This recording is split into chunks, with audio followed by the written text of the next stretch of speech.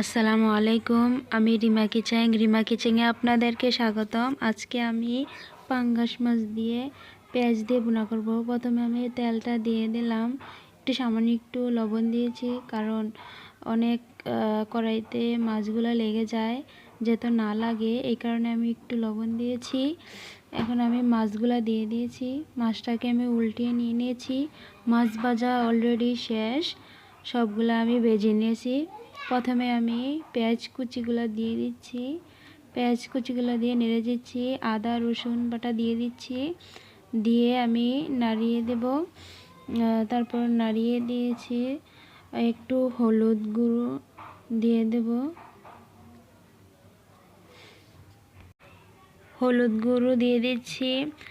তারপর টমেটো কুচি দিয়ে দিয়েছিলাম, তারপর নাড়িয়ে দিয়েছি। এখন একটু পানি এড করে দিয়ে দিয়েছি যাতে মশলাটা না লাগে। সবগুলো আমি মরিচের গুঁড়া আমি দিয়ে দিয়েছি।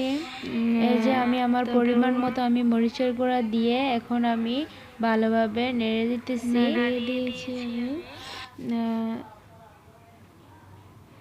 এখন আমি আবারও পানি অ্যাড করে দিয়ে দিয়েছি। এখন আমি পানিটা বলক উঠলে এখন আমি মাছগুলা দিয়ে দেব। একে একে আমি সবগুলা মাছের পিসগুলা দিয়ে দিচ্ছি। এই যে,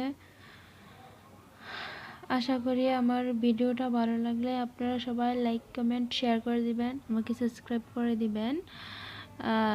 একদম সহজভাবে আমি মাছের রেসিপিটা রান্না করেছি। এই যে অলরেডি আমার তরকারিটা হয়ে গেছে, খুব সুন্দর হয়েছে, খেতে অনেক ভালো লেগেছে। Tata, bye bye.